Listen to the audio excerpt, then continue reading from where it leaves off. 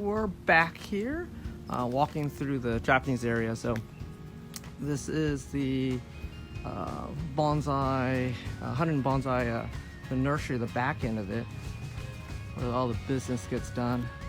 A lot of these giant trees, transplant trees, ready to go. I got permission to kind of film this. Really a great opportunity if you have a chance to volunteer, or I just want to have some hands-on stuff here in the Huntington. Talk to Ted, really great guy, really knowledgeable, put you on the right path, get you some hands-on some stuff here. Here's some of the recently donated trees to Huntington. Massive trees. I mean, not small. Some fun trees to work on for some training hands here. I thought this was a crepe myrtle. I was corrected. This is the cherry of the Rio Grande. Big tree. It's beautiful. You know, it's like stick in a truck and see if you can roll it. Let me turn around this way. It was a beautiful day out here. It's nice and cool. Bye. Bye. You know, it's not our 100-degree heat right off at 8 o'clock here. It's already 10 o'clock in the morning. Good 70 degrees. So here's the workshop area. There's some people working. Let's see what they're working on here.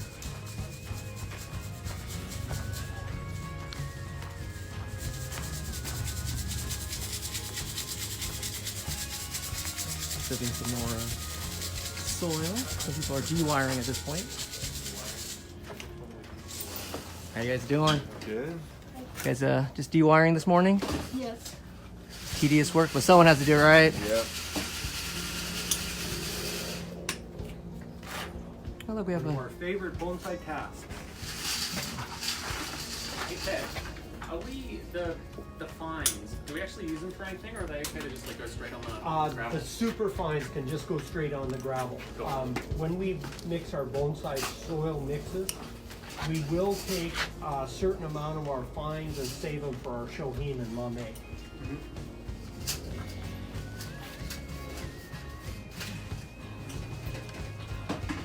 So let's take a quick walk around. Ted's still working, so let Ted work for a bit.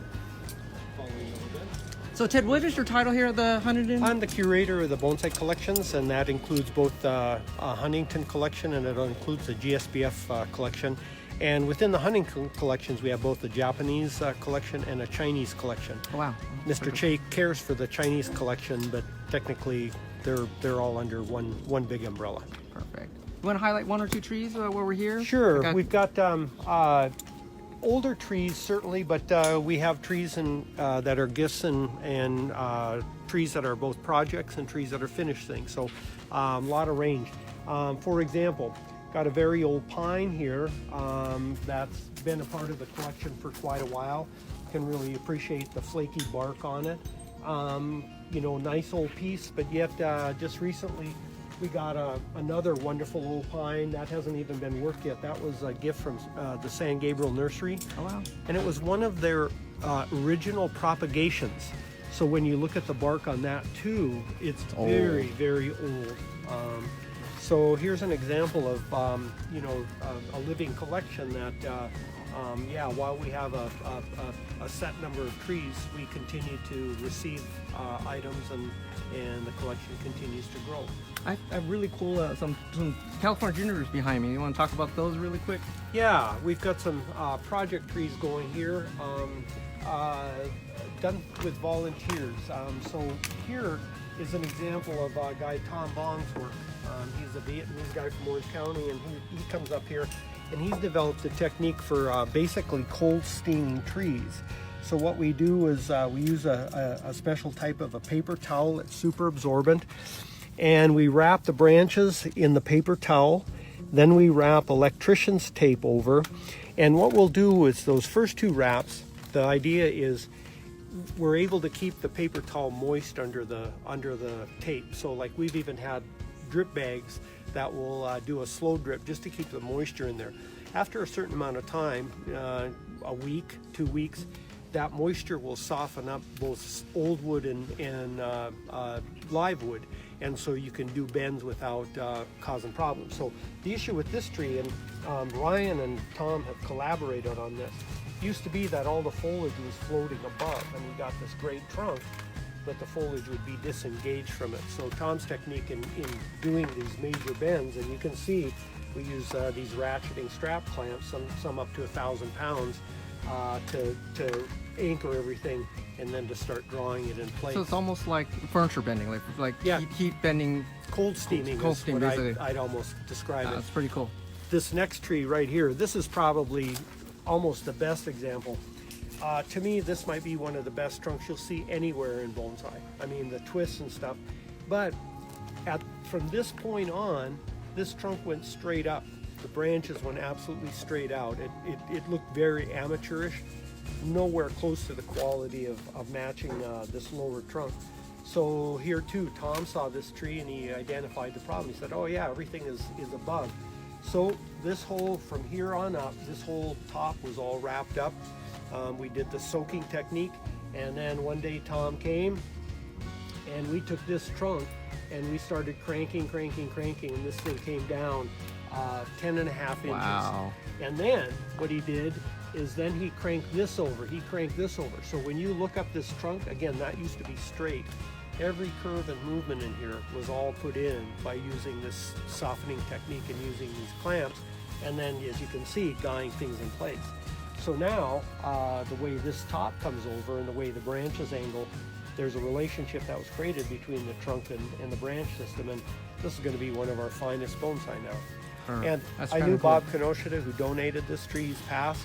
I know that had he had these techniques back when he was alive, he absolutely would have done this to this tree himself. He was that kind of a guy.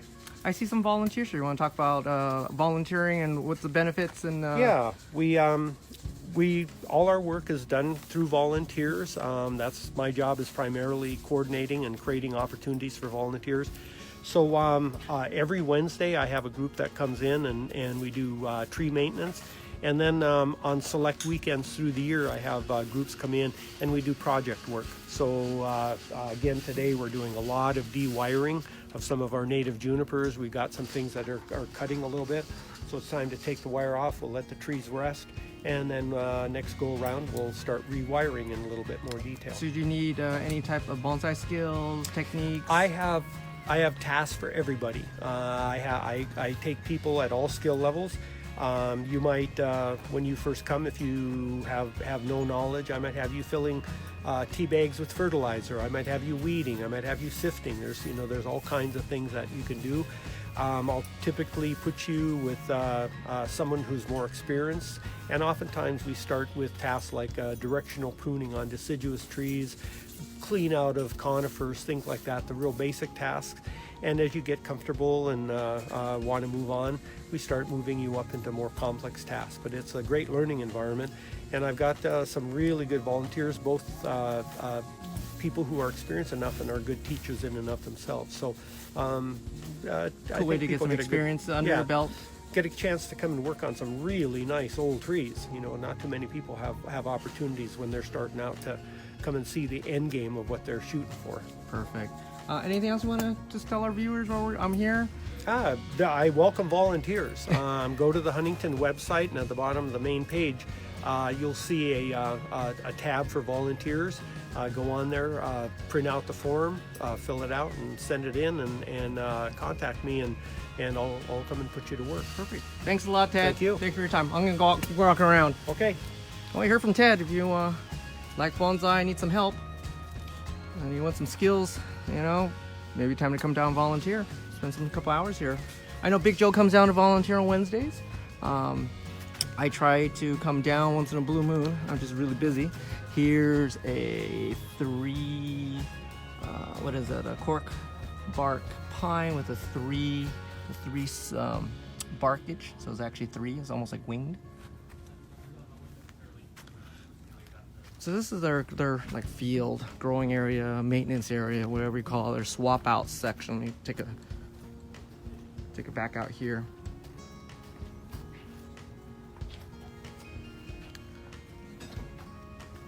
It's a lot of trees they have. Some are not displayed, usually swapped out.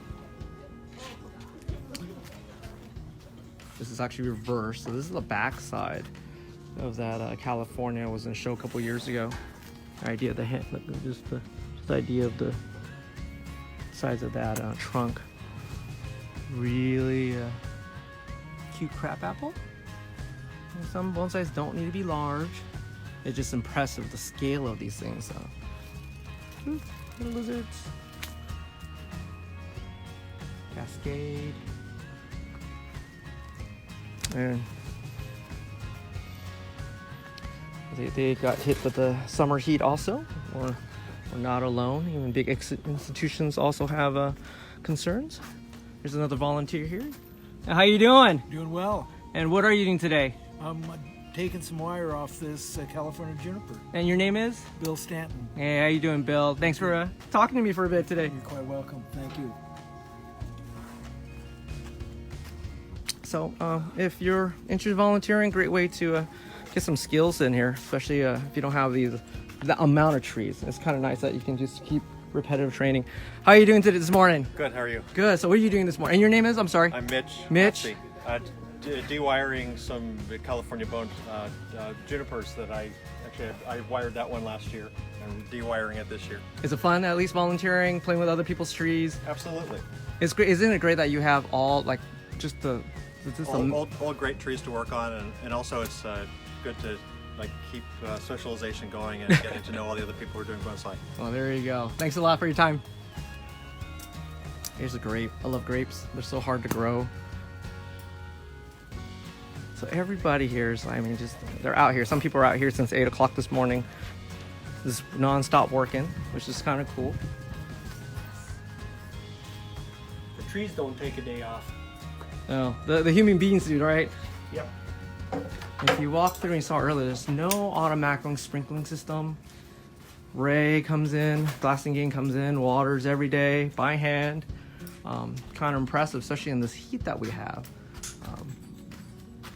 Here's Goshen number 3 from John Naka. I think that's about ready to be re-potted back in its big pot here. Goshen 1 should be at the Nationals in DC. There's Ray. Hey Ray, what are you doing this morning? Just pruning. Just pruning, huh? Yep. I'll go around. I like deciduous, fruiting, flowering trees. You guys know that right now. Check out this pomegranate. Look at the trunk.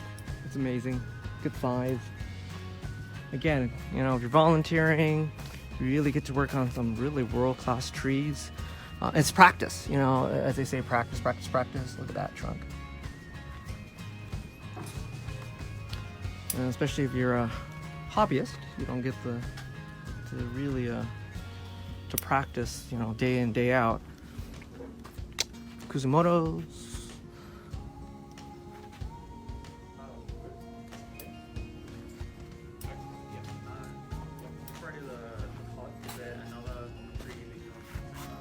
Some smaller shohin.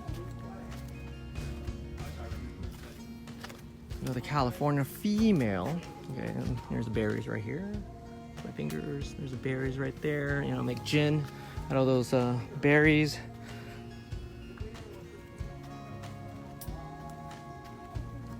Check out that lovely trunk. Look at that.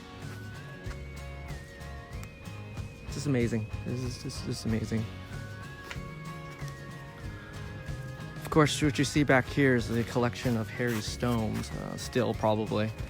I think Harry can probably build a house foundation with all the stones he collected over the years.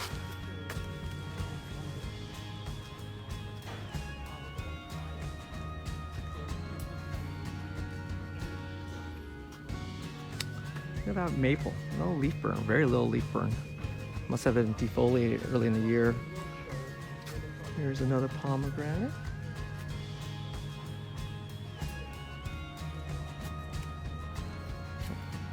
Here's a recently donated tree to Huntington. Just to give you a scale idea of scale. Back up. Here's a trunk. Here's my hand. Yeah. Here, I'll just give you a little hint. Look at that. Flowering pear. That's one thing I want in my collection soon. I just like the bark. Check out the bark. It's almost like a street tree. You see those out in those parkways. Really common, but you don't see something with that movement like that. California. No, sorry, cork oak. Check out the pot. Really natural. Almost like a slab built. Really rugged. Kind of really matches that trunk line really nice.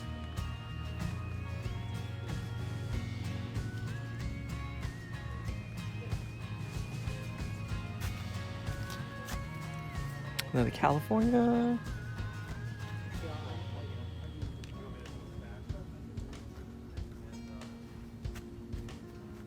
I don't know what this tree is. Really long needles. It looks like a pine of some sort. No idea. I'm gonna have to ask Ted on that one.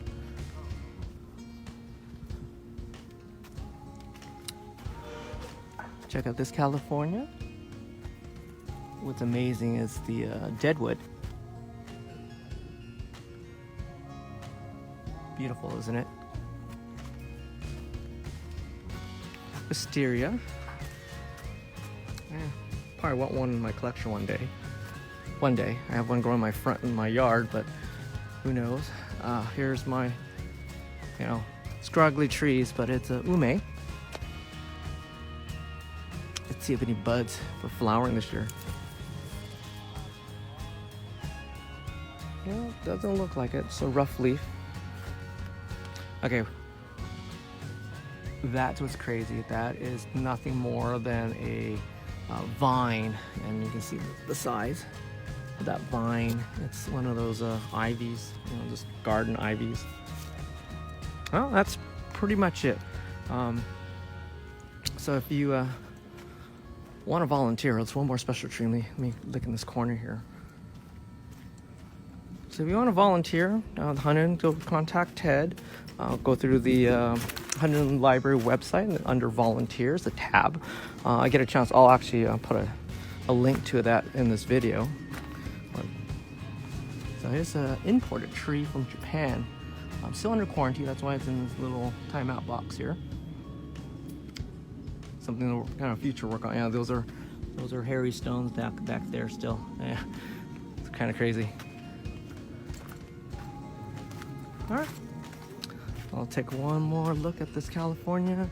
Let's call it a day. Thanks everyone for watching.